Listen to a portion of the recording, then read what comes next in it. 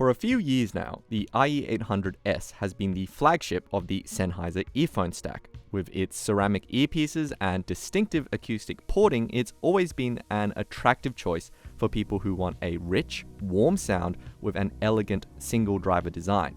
Sennheiser has finally trickled down the driver from the IE800S into the new IE300, now at a much lower price point. So does the IE300 deliver on the promise of more for less, and how does it compare against two of our new favorites at this price point, the Shure Aonic 4 and the FiiO FD5? Let's find out. It doesn't take too long to notice that while the driver in the IE300 may be based on the IE800S, the physical design is completely different. Sennheiser has gone for a flat, round-ear shape similar to professional stage monitors from Shure and Westone. The earpieces are now made of plastic rather than ceramic, and the porting scheme has been simplified, at least as far as we can see on the outside. While the build is less premium, everything still feels durable and well put together. However, there are a few issues with the design that are worth being aware of.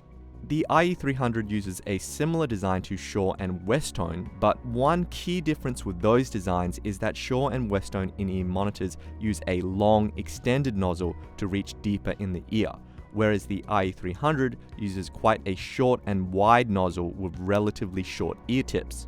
This means that it can be more fiddly to achieve a good seal, since the body of the earphone can prevent you from pushing the nozzle in deeper.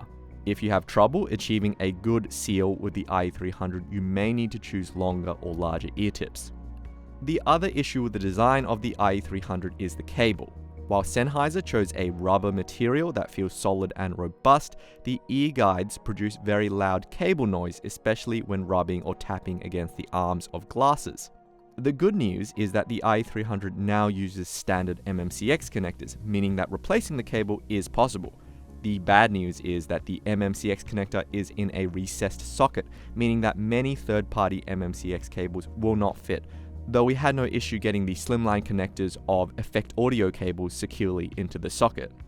Sound-wise, we think the IE300 does the job. This is a warm, natural-sounding earphone with a shimmer at around 5 to 7 kHz in the highs that can border on splashy at times. There's also a great wide presentation to the soundstage, so this all makes it a versatile performer for all genres as long as you aren't overly sensitive to high frequencies.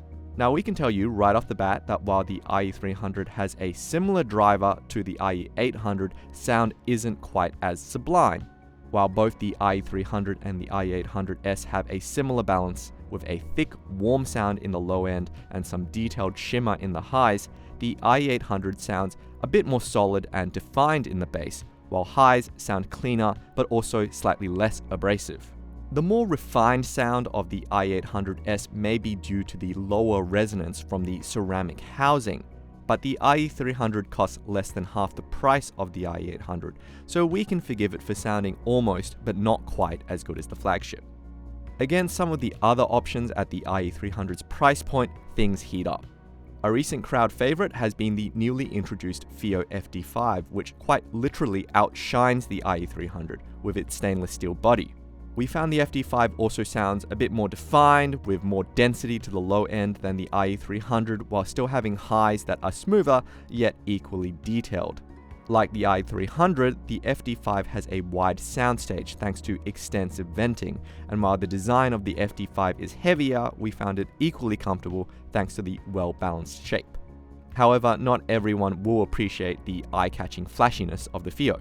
Another alternative at this price point that we really like is the new Shure Aonic 4, a hybrid two-driver design that again goes for a deeper, more dense sound in the lower mid-range, which makes it a little bit thicker than the IE300 in sound, and we also get high frequencies from the balanced armature driver that are as detailed as the IE300 without having quite the same intensity. The Aonic 4 is a fully sealed design, which means it has stronger noise isolation than the IE300 and the FD5, but a narrower soundstage. So overall, the IE300 is at an interesting place. We reckon that Sennheiser fans will really love the natural tone and wide soundstage of this earphone, but there are a few design issues that should be pointed out. Now we welcome you to pop into the store and have a listen to the IE300 for yourself. This is Lachlan for Minidisc TV, and we'll see you next time.